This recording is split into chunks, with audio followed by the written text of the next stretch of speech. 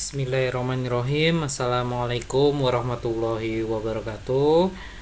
Saya ucapkan terima kasih buat kehadiran teman-teman semuanya di mata kuliah metodologi penelitian untuk semester 6, dan di pertemuan 7 kali ini kita akan membahas lebih dalam lagi mengenai format penulisan khususnya untuk proposal penelitian, dimana sekali lagi proposal penelitian ini nantinya teman-teman sebelum melakukan atau penulisan skripsi atau melakukan sebuah penelitian, teman-teman semuanya wajib untuk membuat proposal. Nah, harapannya dengan mempelajari semakin dalamnya format penulisan proposal penelitian ini, nanti untuk teman-teman diharapkan untuk bisa lancar dan benar dalam melakukan penulisan sesuai dengan pedoman yang sudah disetujui khususnya di Fakultas Pertanian Universitas Muria Kudus. Nah, untuk pertemuan ketujuh ini kita akan mempelajari lagi terkait dengan penulisan di bab metode penelitian, di bab ketiga, yaitu adalah metode penelitian. Nah, yang pertama kita tahu sendiri bahwasanya sekali lagi dalam format penulisan ini akan dibagi menjadi tiga, yaitu adalah bagian awal di mana teman-teman sudah mempelajari dan berlatih untuk membuatnya, yaitu dari halaman sampul hingga dengan daftar tabel. Kemudian masuk ke bab utama, yaitu dimulai dari pendahuluan, di mana pendahuluan terdapat subbab, yaitu adalah di latar belakang, kemudian rumusan masalah, kemudian tujuan penelitian, dan yang berikutnya adalah hipotesis. Nah, kemudian masih masuk di bagian utama, yaitu di poin B, itu teman-teman juga sudah melakukan latihan terkait dengan penulisan tinjauan pustaka. Nah, untuk yang berikutnya kita akan mempelajari lagi lebih dalam, yaitu pada bab ketiga, yaitu adalah bab ketiga adalah metode penelitian. Nah, di metode penelitian ini ada beberapa poin yang akan kita pelajari, dan yang kemudian di bagian akhir nanti teman-teman juga akan belajar mengenai penulisan daftar pustaka dan lampiran apa saja yang harus dimasukkan di sebuah proposal penelitian. Nah, kita fokus untuk penulisan di metode penelitiannya. Nah, sebelum kita masuk lebih dalam apa saja atau poin-poin apa saja yang harus dimasukkan dalam bab metode penelitian, kita harus mengetahui bahwasannya metode penelitian harus diuraikan secara jelas sehingga dapat digunakan sebagai pedoman, khususnya dalam pelaksanaan suatu penelitian atau rencana penelitian yang akan dilakukan oleh teman-teman semuanya. Nah, apabila teman-teman menggunakan metode yang telah ada atau penelitian sebelumnya atau penelitian kakak-kakak tingkat teman-teman semuanya, nah, peneliti harus disebutkan sumber pustakanya. Ini wajib.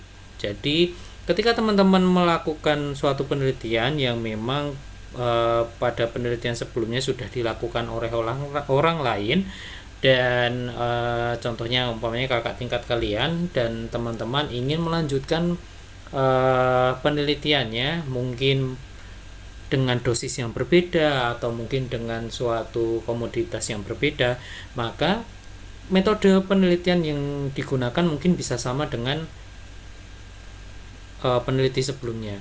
Nah, ketika teman-teman menggunakan metode yang sudah ada atau pada penelitian sebelumnya, maka harus menyertakan sumber pustakanya, siapa penulis metodenya itu dan tahun berapa metode itu dilakukan. Itu wajib untuk mengingat atau menghindari yang namanya adanya plagiasi. Jadi ini memang harus teman-teman penuhi, sehingga ketika teman-teman melakukan penulisan suatu sitasi atau mungkin melakukan penulisan tinjauan pustaka ataupun apapun yang mungkin mengambil dari karya ilmiah orang lain, maka wajib hukumnya untuk menuliskan sumber pustakanya. Nah, untuk kemudian kita mempelajari apa yang ada di metode penelitian itu. Nah, metode penelitian ini dia masuk ke bab ketiga, di mana metode penelitian itu mengandung beberapa poin atau beberapa uraian yang memang harus terkandung di dalam bab metode penelitian. Poin pertama yaitu nanti teman-teman akan menuliskan waktu dan tempat penelitian. Berikutnya, teman-teman juga harus menuliskan bahan atau materi penelitian apa saja yang digunakan. Jadi semua bahan yang akan digunakan teman-teman ketika mau melakukan penelitian itu harus dicantumkan secara rinci dan secara komplit. Berikutnya, alat. Nah, alat di sini adalah alat-alat yang mendukung atau alat-alat yang digunakan atau diperlukan oleh teman-teman untuk melakukan atau pada saat melakukan proses penelitiannya.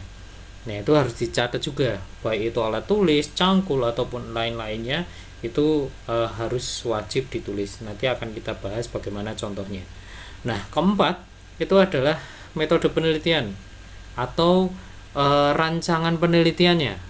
Nah, mungkin menggunakan rancangan acak kelompok lengkap atau mungkin rancangan acak lengkap ataupun yang lainnya. Nah, ini di sini teman-teman sudah mempelajarinya di perkuliahan rancangan percobaan. Pasti akan membahas mengenai metode penelitian yang pas untuk judul ini, atau mungkin judul tertentu itu memiliki rancangan percobaan ataupun metode penelitian yang berbeda-beda. Yang kelima yaitu mengenai pengamatan atau pengumpulan data. Ini hubungannya adalah dengan variabel apa saja yang harus diamati, kemudian cara pengumpulan datanya itu seperti apa, dan mungkin untuk analisis datanya itu bagaimana. Nah, itu dibahas di poin kelima ini. Kemudian yang berikutnya adalah jadwal penelitian. Jadi rundown ataupun timeline mengenai penelitian, mulai dari pembuatan proposal, kemudian mempersiapkan bahan, kemudian melakukan penanaman hingga nanti panen, dan waktu penyusunan proposal skripsi ataupun penulisan skripsi itu. Nah, nanti masuk ke jadwal penelitian. Nah, oke, kita akan membahas yang pertama, yaitu adalah mengenai penulisan waktu dan tempat penelitian. Nah, ini sebelah kiri itu adalah salah satu contohnya, dan ini sebelah kanan merupakan uraiannya. Jadi, waktu dan tempat penelitian itu biasanya adalah berisi informasi atau semua informasi tentang rencana selang waktu penelitian, kemudian tempat penelitiannya di mana. Semakin lengkap itu semakin bagus. Jadi, ketika teman-teman mendapatkan tempat penelitian, katakanlah di daerah Colo, kemudian teman-teman mendapatkan informasi mengenai posisi geografisnya, letak lintang di mana, letak bujurnya di mana, itu akan bisa dicantumkan di situ, dan itu akan mendapatkan informasi yang lebih komplit, dan pastinya itu bernilai sangat bagus, karena semakin komplit akan semakin mempermudah pembaca untuk mengimajinasikan lokasi untuk teman-teman melakukan penelitian. Kemudian bisa ketinggian tempat, kemudian bisa mencantumkan jenis tanahnya apa, kemudian mungkin kadar asamnya, dan informasi yang diperlukan. Nah, biasanya informasi ini tuh ditentukan sama judulnya. Jadi ketika judul teman-teman memang lebih mengarah ke penelitian tanah, ya otomatis jenis tanah harus dicantumkan. Kalau umpamanya memang di situ tidak mengenai penelitian mengenai tanahnya, nah itu boleh dicantumkan, itu lebih bagus. Tapi jika teman-teman tidak mencantumkannya, ya itu enggak masalah. Akan tetapi memang tempat dan posisi penelitiannya di mana itu wajib untuk dicantumkan. Nah, kemudian ini untuk sebelah kirinya itu adalah contohnya. Ini adalah penulisannya seperti biasa, teman-teman juga sudah mempelajarinya. 3 ini berarti dia masuk ke bab 3. Bab 3 itu adalah bahan dan metode. Kemudian penulisannya adalah penomorannya menggunakan abjad kapital, yaitu adalah tempat dan waktu penelitian. ataupun waktu dan tempat penelitian, itu sama saja. Nah, ini berisikan penjelasan di mana kemudian penjelasan mengenai waktu. Jadi sekiranya penelitian teman-teman itu dilakukan pada waktu atau rentang waktu dari bulan apa hingga dengan bulan apa. Nah, itu dicantumkan di sini. Kemudian setelah waktu pasti biasanya ada lokasi. Katakanlah kalau di contoh ini adalah di kebun percobaan Banguntapan. Nah, kalau umpamanya teman-teman di sini mungkin di daerah mana? Katakanlah di desa bla bla bla bla, daerah sini bla bla bla. Seperti itu. Jadi ini ada lokasi teman-teman melakukan penelitiannya di mana. Jadi setiap penelitian pasti biasanya akan memiliki lokasi yang berbeda-beda.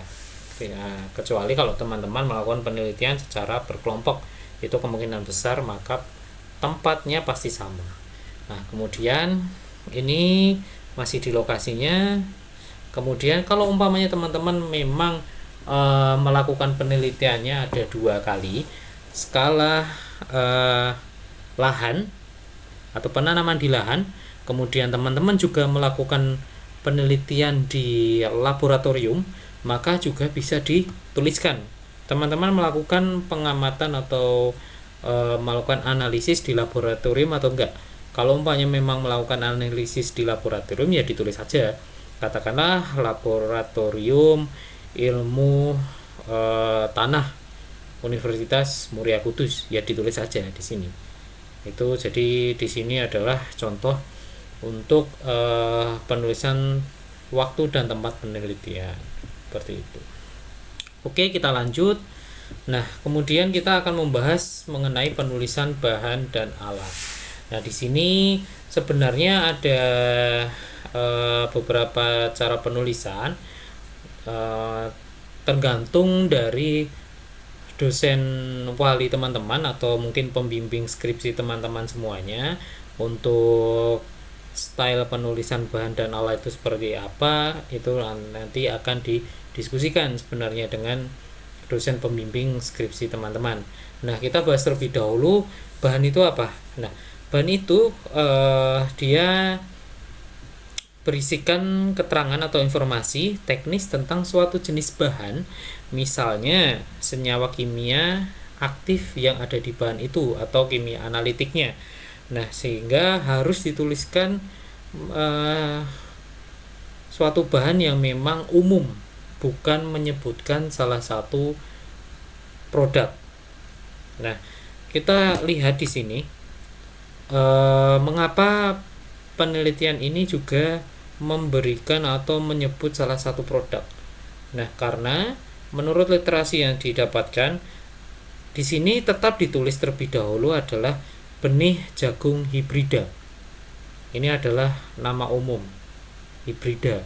Seperti itu. Jadi tidak menunjuk salah satu produk. Seperti itu.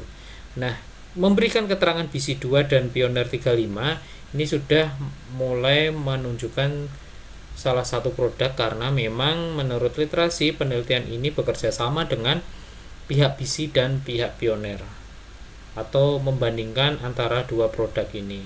Nah, itu tergantung dengan jenis penelitiannya. Itu sebenarnya tidak masalah untuk ketika teman-teman melakukan penelitian mengenai padi, ya tulis saja benih padi umpamanya IR 64 seperti itu, nggak masalah, dituliskan aja. Yang penting memberikan informasi selengkap mungkin. Nah, ini kemudian, nah pada penulisan bahan ini ada 2 style, yaitu menjadikannya per poin. Jadi bahan yang digunakan dalam penelitian ini antara lain 1. Lembar kuesioner, 2. Benih jagung hibrida yang dituliskan nanti ke bawah. Itu juga bisa. Nah, untuk contohnya di sini adalah dia tidak memberikan per poinnya untuk per bahannya, akan tetapi dijadikan dalam 1 paragraf. Itu juga tidak masalah. Yang penting adalah semua bahan yang akan digunakan untuk penelitian itu dituliskan di sini, dicantumkan selengkap mungkin di bahan ini. Nah, kemudian kita beralih ke alat. Nah, sama seperti halnya bahan, Nah, alat di sini yaitu adalah memberikan informasi alat apa saja yang dipakai untuk menjalankan penelitian atau selama proses penelitian, kemudian harus diuraikan dengan jelas dan bila diperlukan juga disertai gambar dan keterangan. Jadi, sekali lagi, informasi mengenai bahan dan alat bisa dicantumkan selengkap mungkin, bisa ditambahkan gambar atau mungkin bisa diterangkan mengenai spesifikasi alat ataupun bahan yang digunakan. Katakanlah spesifikasinya seperti apa. Contoh, alat yang digunakan antara lain polybag. Nah, polybag di sini sebenarnya banyak ukurannya. Nah, dia di sini penulis memberikan informasi lebih rinci lagi. Polybag berukuran 40 cm kali 40 cm. Nah, ini berarti dia menggunakan polybag dengan ukuran 40 cm kali 40 cm. Kemudian ada cangkul, kemudian botol timbang, pH meter dan kawan-kawannya. Bahkan di sini juga menggunakan GPS, yaitu ada GPS map pada seri 76 CSX. Nah, 76 CSX ini sebenarnya dia menyebutkan salah satu brand, tapi tidak masalah asalkan alat-alat apa saja yang digunakan di sini itu dicantumkan dengan selengkap mungkin, seperti itu ya. Jadi semua bahan yang digunakan ataupun alat yang digunakan selama proses penelitian silahkan untuk dituliskan di sini. Bisa dibuat per poin ke bawah ataupun bisa dibuat seperti paragraf seperti contoh yang di atas ini. Kemudian kita lanjut, untuk yang berikutnya adalah metode penelitian. Nah, metode penelitian ini sebenarnya memuat uraian yang cukup terinci tentang cara atau prosedur pelaksanaan penelitian atau semua pelaksanaan penelitian dan pengumpulan data. Nah, metode pengambilan sampel ini juga diuraikan secara rinci. Demikian juga penentuan jumlah dan lokasinya. Nah, pengamatan diuraikan dengan jelas mencakup variabel, alat, satuan, dan cara pengukurannya.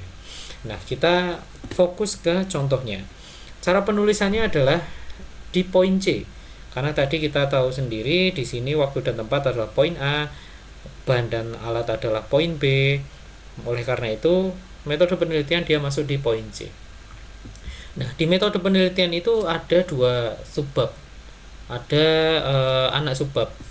Nah, yang pertama adalah rancangan penelitian. Nah, rancangan penelitian ini adalah berisikan mengenai rancangan percobaan yang diterapkan di penelitiannya.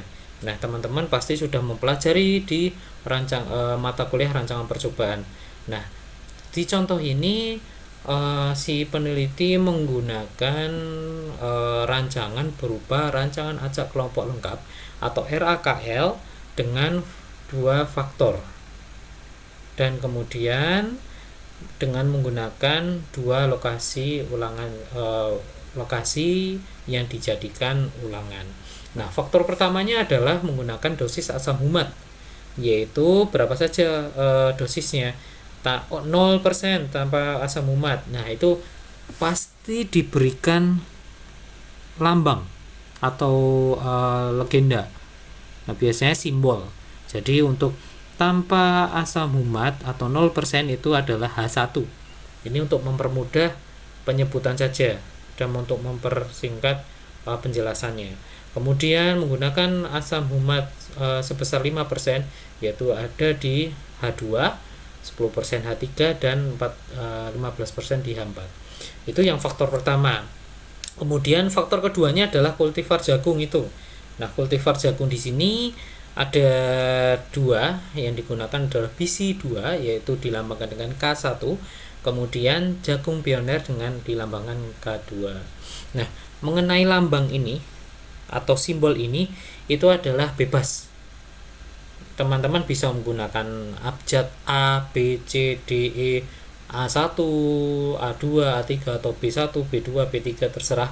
Yang penting adalah fungsi dari simbol ini adalah untuk mempermudah si pembaca ataupun mempermudah si peneliti untuk memberikan penanda suatu penelitiannya, sehingga dari faktor-faktor ini kemudian dikalikan sehingga jumlah satuan percobaan per lokasi yaitu ada 5 dosis ini tadi, 5 dosis asam umat, yaitu 0, 5%, 10%, 15%, dikalikan 2, karena faktor keduanya adalah ada BC2 dan Pioneer, dikalikan ada 9 polybag untuk per penelitiannya. Sehingga dari kemudian biasanya si peneliti atau si penulis akan menyertakan juga tabel kombinasi. Nah, ini wajib untuk dilakukan pembuatan tabel kombinasi. Nah, tabel kombinasi ini dia berisikan mengenai kombinasi dari perlakuan. Tadi ada 2 faktor kan? Ada 5 faktor penggunaan asam umat, yaitu H0, H1, H2, H3, H4 dituliskan di atas. Kemudian ada 2 penggunaan faktor kedua, yaitu adalah kultivar BC1 dengan dilambangkan K1, BC2 Pioneer 35 dilambangkan dengan K2. Sehingga akan didapatkan kombinasi seperti ini.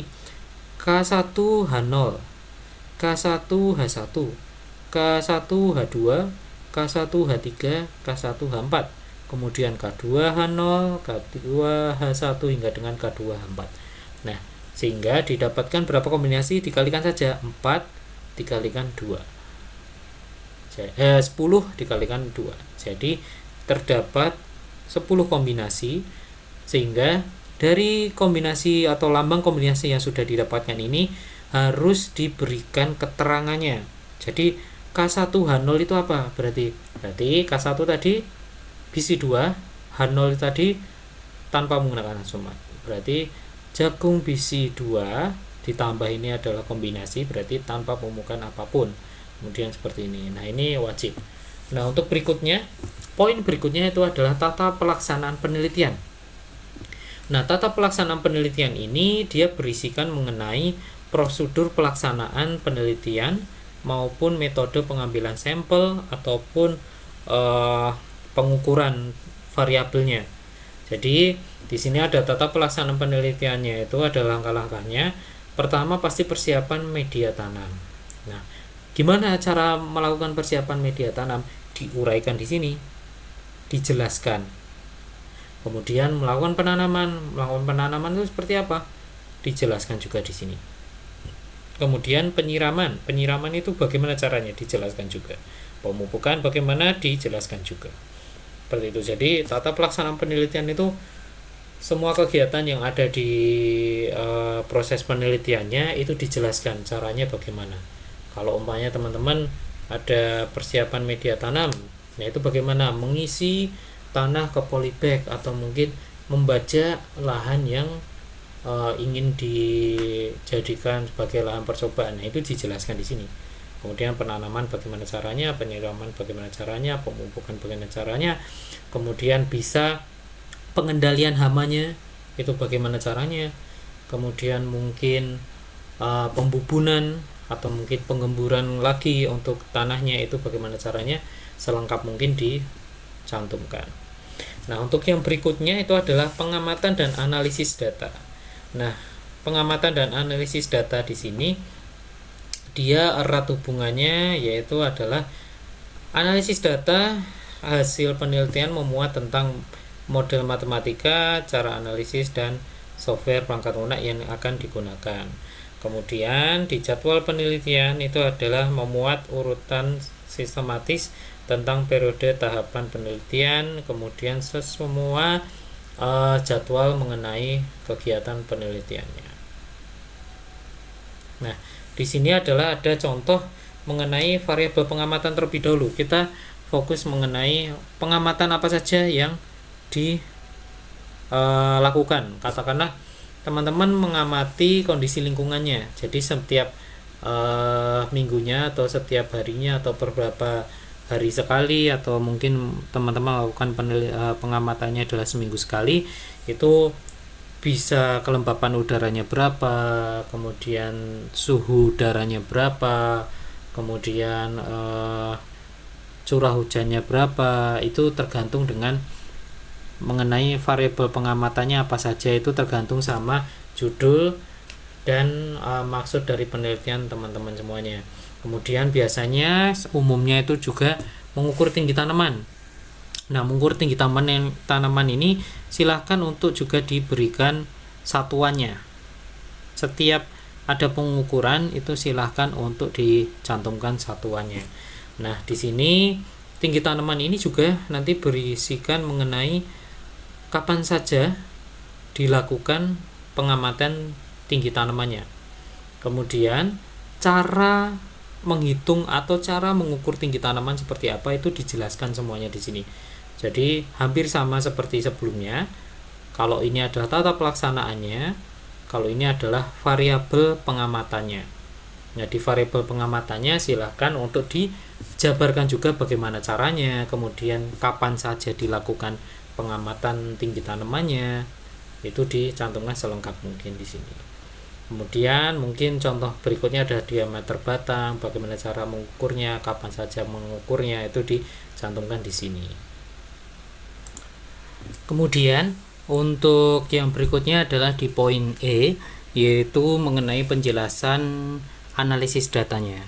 Nah, di sini untuk analisis data, teman-teman biasanya akan memberikan informasi mengenai bagaimana data yang sudah didapatkan nanti dari variabel pengamatan sebelumnya itu tadi, itu akan diolah dengan seperti apa, atau akan dihitung dengan seperti apa. Nah, itu teman-teman juga sudah mengenalnya di rancangan percobaan pastinya mengenai analisis datanya. Nah, di sini biasanya dijelaskan dengan kata-kata bahwasanya data analisis dengan menggunakan analisis varian atau ANOVA. Nah, apabila dalam analisis seragam terdapat pengaruh secara nyata dari perlakuan yang sudah diberikan tadi, maka akan dilakukan yang namanya adalah uji lanjut. Nah, kemudian uji lanjutnya ini tergantung dengan rancangan percobaan yang akan dilakukan di penelitian teman-teman semuanya, karena judul itu akan mempengaruhi mengenai bagaimana rancangan ataupun pengujian yang akan dilakukan terkait dengan data yang sudah didapatkan. Kemudian pada taraf nyata alfa adalah 0,05 dengan menggunakan aplikasi olah data berupa SPSS.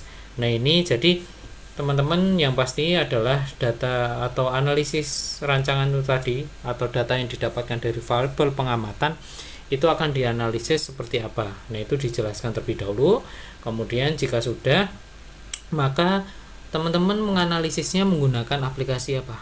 Nah, itu dijelaskan juga di sini, yaitu adalah software atau aplikasi yang digunakan untuk mengolah datanya. Nah, di sini pastinya sudah dipelajari di rancangan percobaan. Kemudian yang terakhir itu adalah kita akan membahas mengenai jadwal penelitian. Nah, jadwal penelitian ini apa yang dimaksud jadwal penelitian? Nah, ini adalah contoh saja terkait dengan suatu metrik jadwal penelitian, di mana jadwal penelitian ini adalah memuat urutan secara sistematis tentang periode atau tahapan penelitian atau rincian kegiatan pada setiap tahapnya dan waktu yang diperlukan untuk melaksanakan setiap tahapnya. Jadwal penelitian dapat disajikan dalam bentuk matriks atau bentuk lain, yang penting itu mudah atau jelas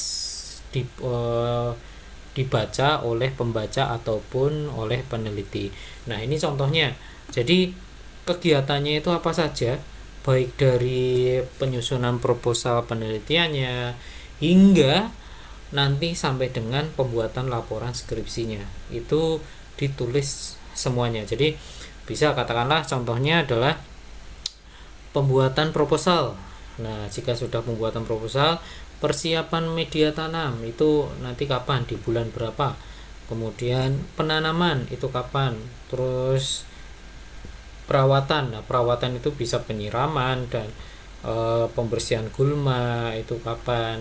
Semua kegiatan atau tahap-tahapannya itu dituliskan secara rinci di sini. Mungkin pemanenan, habis itu penimbangan, pengovenan dan kawan-kawannya, semua terkait dengan langkah-langkah atau kegiatan penelitian dituliskan di sini. Kemudian bulan ini adalah waktunya. Kemudian silahkan dihitamkan sesuai dengan waktu yang diperlukan untuk kegiatan setiap tahapnya, seperti itu. Mungkin itu saja yang baru saya bisa sampaikan ke teman-teman semuanya mengenai bab ketiga, atau adalah metode penelitiannya. Nah, metode penelitiannya sekali lagi di sini berisikan semua informasi mengenai penelitiannya, baik itu lokasinya, baik itu cara-cara atau tahap-tahapan pemeliharaannya, kemudian perlakuannya atau faktor-faktor perlakuan yang akan diberikan di tanamannya, kemudian variabel pengamatannya itu apa saja, kemudian bagaimana cara menganalisis datanya. Itu semuanya ada di penulisan metode penelitiannya. Jadi sebuah proposal penelitian intinya itu adalah di bab 3-nya ini. Jadi bagaimana menjelaskan ke pembaca ataupun pendengar mengenai konsepan penelitian yang akan dilakukan oleh teman-teman semuanya. Jadi di proposal ini akan semakin dalam juga di bab ketiga ini. Nah, mungkin itu yang baru bisa disampaikan. Sekiranya nanti teman-teman dipelajari lagi terkait dengan penulisan metode penelitian ini, kemudian jika ada yang masih bingung atau belum paham, silahkan bisa kita diskusikan di grup WhatsApp ataupun forum diskusi yang sudah dibuat di Sunan. Silahkan manfaatkan waktunya dan pelajari sepenuhnya, karena sekali lagi di metodologi penelitian ini teman-teman harapannya adalah memiliki kemampuan untuk membuat atau merancang atau menulis proposal penelitian yang akan menjadi syarat teman-teman sebelum melakukan penelitian skripsi atau penulisan skripsinya, seperti itu. Jadi wajib untuk syarat lulus dari teman-teman semuanya. Sehingga silahkan jika ada yang masih bingung bisa kita diskusikan di grup WhatsApp ataupun forum Sunan yang sudah dibuat. Itu saja, terima kasih. Semoga apa yang disampaikan hari ini bisa bermanfaat untuk teman-teman semuanya, dan khususnya juga untuk saya juga.